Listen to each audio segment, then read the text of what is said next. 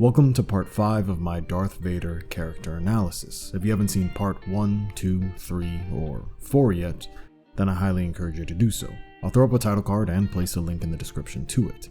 In today's video, I'll continue my case for Vader as the greatest Star Wars character, looking at his role in Episode 5. So without further ado, let's get into it. So be it, Jedi. The disdain in his voice is unmatched, as his apprentice has been bested and he failed at breaking Luke's spirit. So now, out of anger, he will break his body. If you will not be turned, you will be destroyed. And now, Vader begins to see harm come to the last person to ever believe in him, someone who showed him love, and the spirit of Anakin yearns to do the same. Young fool, only now, at the end, do you understand? Your feeble skills are no match for the power of the dark side. You have paid the price for your lack of vision. Even though Luke has achieved the goal of becoming a Jedi by facing his fears and conquering them, Palpatine believes it is pointless, as he has the upper hand. But, ironically, in the end, Palpatine fails to understand the consequences of his actions as he harms Vader's son, the one thing that could be seen as the symbol of hope for Anakin, the very person who shares not only blood with Padme, but the same kind of compassion she possessed. This is why Vader wants to make things work with Luke, because he reminds him of the last person he ever loved, and he won't let the opportunity to start over escape him. Now, young Skywalker, you will die. Vader is now presented with a choice, just like the one he had all those years ago when he chose to help Palpatine and the Sith rather than Mace and the Jedi Order. Back then, he was blinded by love and chose wrongly. This time, love has given him clarity. It has given him the vision to see the difference between right and wrong, understanding that he can save his son and make the ultimate sacrifice, and begin to redeem himself by taking the first steps to absolve his mistakes with an action to do good, to save others. Even with death upon him, Luke still calls for his father's help, and finally receives it as we see the clear conflict in Vader as he looks back and forth at the metaphorical angel and devil at odds with one another, and he chooses to finally break the chain and chooses to be like those that believed in him and forgave him in his late wife and his son. In the Sith way, it's expected for the apprentice to kill the master, one to have the power and the other to crave it. But in Vader doing so, he actually does it as an action in standing his ground and reaffirming his disassociation with the dark side and his attempt to come back to the light and have Anakin be reborn. Also, Palpatine's life was ended by the symbol of his life's work in the Death Star. All his life he spent plotting and scheming to create this ultimate weapon, only to be killed by it in the end. As per the Sith, Palpatine's hubris was the cause of his downfall. The sins and atrocities he committed caught up to him. Similar to what Leia said, the more he tightened his grip, the more others slipped through his fingers. In the rebellion, the Senate, and Vader in the end. By ridding himself of Palpatine, Vader symbolically rids himself of his fears, as he represents that for Vader, as Vader finally stands up to the father figure he feared and bravely destroys him once and for all. And while it would only be a short time, from that moment till his last, Vader, or rather Anakin, for the first time would no longer be afraid. This scene is a reminder that choice is everything, that no matter what you've done, you can still make choices for the better. That everyone deserves a second chance, that belief and hope are everything, and they can come from others or be incited from within. Luke, help me take this mask off. But you'll die. Nothing can stop that now. Just for once, let me look on you with my own eyes. Vader has accepted death, another sign that he's come back to the light, as the Sith feared death above all, and the Jedi accept it as a friend, understanding that it is a natural part of life. Some things must die for others to live on. The idea that Vader wants to look at his son with his own eyes is a powerful statement, as he always saw him through clouded lenses, literally and figuratively. Luke has now given him the ability to see more clearly than ever before, and in his last act, he wants to look into his son's soul and be reminded of the one other person that truly loved him in the same way in Padme. Luke helps Vader, and now for the first time he looks into the eyes of Anakin Skywalker. He sees the scars that helped create the monster of Darth Vader in the shell of a man that he is. But even with this, he is proud of his father's choice, and is happy that he finally got to live out his dream of meeting his father as his true self, the man and hero that Obi-Wan once described at the start of his journey. Go, my son. Leave me. No, you're coming with me. I'll not leave you here. I've got to save you. You already have. It's the most powerful thing that Anakin could tell him. Luke couldn't save him in the same sense he saved the rebels from the Death Star in A New Hope, or the way he saved Han in this movie. But he saved Anakin in a much more real, personal, and powerful way, giving him life in his final moments. This truly enlarges and captivates the idea of being a hero, as most would think it simply means saving the day, but it can also mean impacting someone else for the better.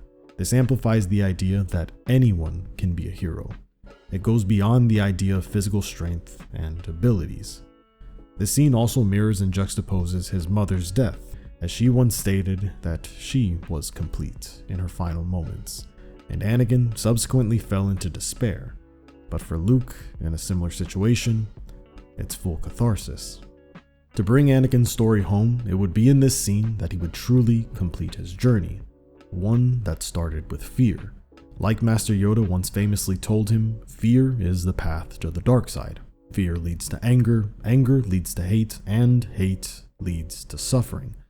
And like this mantra, Anakin in his life had to face all of these emotions or states of mind, ones that have a similarity to the stages of grief, beginning with denial or fear, where we go into denial because the loss is so unthinkable. We can't imagine it's true. For Anakin, it all started with his mother. Just the mere idea of losing her brought his fears to the forefront, and when he lost her, that fear became a reality that he didn't want to believe to be true. Or more so, he didn't believe that it was inevitable, as death truly is. He convinced himself that he could do better and save her and others from dying, buying into a truth that didn't exist. This led to anger. We become angry with everyone, angry with survivors, angry with ourselves. Anakin began resenting others. He resented the family that was supposed to protect his mother and their failure, and he became angry with those that wronged him directly in the Tuskens and indirectly in Obi-Wan and the Jedi. But even when he let out his anger, he was simply left angry with himself. He never truly healed from that wound, and it became a scar. So when the fear of it happening again came along, this time with his wife, he chose to bargain, or hate. Then we bargain. We offer everything we have. We offer up our souls in exchange for just one more day. Anakin not only traded in the life of being Anakin Skywalker for Darth Vader, but he did so by offering everything he had, including his ideals that make up his core and his very soul. He destroyed the man to become a machine, all in the false hope of being rewarded with happiness for just one more day with Padme. He became something else entirely, and that began to drive her away as he became unrecognizable. He betrayed her, which only led to depression or suffering. When the bargaining has failed and the anger is too hard to maintain, we fall into depression, despair. Anakin chose the life of Vader, and the consequence was a lifetime of pain and suffering. He fell into the void and stayed at the bottom of the darkness for so long that he forgot that the light existed. However, with the emergence and help of his son, Vader was able to reach a point that not even his wise mentor and Master Yoda foresaw. But Luke had the ability to see, as Yoda believed that once down the dark path, forever would it dominate your destiny and consume you. He believed that was it, failing to realize that there's a fifth stage to grief, one that will get you off the dark path. That in acceptance. Until finally we have to accept that we have done everything we can. We let go. We let go and move into acceptance. Luke showed Vader the path and Vader took the steps, ridding himself and the galaxy of the Emperor and giving himself freedom for the first time in his life, as acceptance has made him more powerful than he could possibly imagine. Which brings us back to this moment. You were right. You were right about me. Tell your sister you were right. This mirroring Padme's death, as she died believing in Anakin, and now he dies reassuring Luke and Leia that Luke was right about him all along. Luke chose to believe in his father when the galaxy wouldn't, and now he can pass that on to his sister and everyone else, reassuring everyone that it's never too late, that everyone is worth a second chance. You just need to have someone believe in you. Anakin dies with peace of mind. His whole life has been one filled with conflict and turmoil, but he finally has achieved inner peace, becoming the Jedi he always dreamed of, becoming one with the Force. And so the circle is now complete, with Anakin deciding to be the father that he's never had. He saves his son, and symbolically we see again the son cremating the father. Where Qui-Gon tried to save Anakin, Anakin now saves Luke. And really, Luke has done the same for him. Where the funeral of Qui-Gon was a sign of foreboding things to come, for Anakin, it's a cathartic release of the harmony that has been restored to the galaxy. Luke set Anakin's spirit free, and he does so here symbolically, destroying the suit that was considered his tomb. And now, in death, becoming the Jedi that Luke was proud to emulate. And Anakin can finally, for the first time ever, be free. In the closing scenes of the movie, Obi-Wan, Yoda, and Anakin all look at Luke with pride, as he went on to become the Jedi they wished they could be. From his own failures, he was able to make amends and teach Luke the way he wanted to teach his father. And in the end, even in death, Obi-Wan could be proven wrong for the better, as his brother was immortalized and he is reunited with his best friend once more, an idea that Obi-Wan believed never would be possible. A reminder that anything is possible, and you can always learn from your mistakes. Obi-Wan has to believe that Qui-Gon would be proud as he helped bring the Chosen One back to the light. In the end, Anakin fulfilled the prophecy, bringing balance to the Force. In the words of George Lucas, you gotta remember this is one movie, and it's meant to be seen 1 through 6. So I think when you watch the actual movie in order, the story will become very clear that Anakin is the Chosen One. And even when Anakin turns into Darth Vader, he is still the Chosen One. The prophecy is that Anakin will bring balance to the Force and destroy the Sith.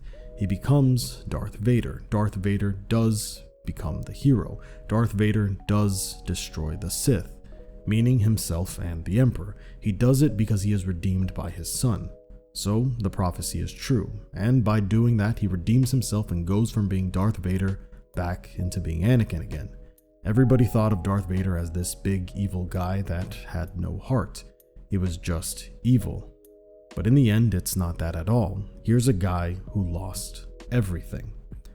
And from the man that played him himself, he believes that he's the Chosen One. He's not doing wrong things knowing that it has a negative impact.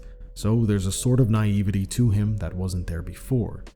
And it makes him more human in a lot of ways. Anakin's story is one of tragedy. He goes from being the best of us to something unrecognizable. He was once a true hero to all and became a villain from the very same characteristics that made him a good person. As he was once a beacon of hope, he then becomes the embodiment of fear. He shows us truly how complex people are and that that's okay. Life is not complex, we are complex. Life is simple, and the simple thing is the right thing. But even despite all his failures, Anakin still is successful. He chooses, in his finest hour, his most revealing moment of his character, as the pressure is at its highest, he chooses to do what is right.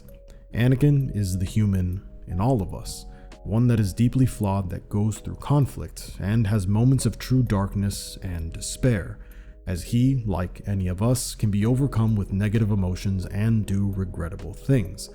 But as a character that embodies the essence of Star Wars as well, if not better than anyone, he reminds us that there's a lot of hope out there, that we can be redeemed, and that there's still good in the world.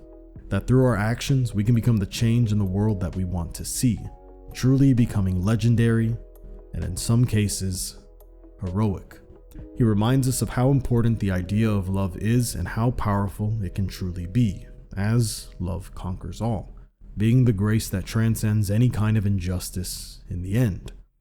It's because of this and so much more that Anakin Skywalker, or Darth Vader, has forever earned a special place in the hearts of audiences as the chosen one and the greatest Star Wars character of all time.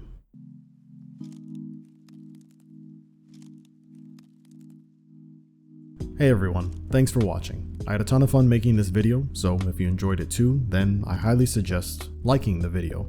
And if you want to see more like it, then definitely hit subscribe. And if you want to be notified when the next video comes out, then hit the bell for notifications. Or consider checking out my Patreon, where I'll be uploading videos there significantly sooner than on YouTube. So next video should be available there as I speak, and the same will apply to the next ones when they come out. And on that note, I want to give a shout out to my patrons. Your support means everything to me. And finally, let me know in the comments which Star Wars character has gone through the greatest redemption and why. And who knows, they might be in the next one. Until next time, may the Force be with you, always.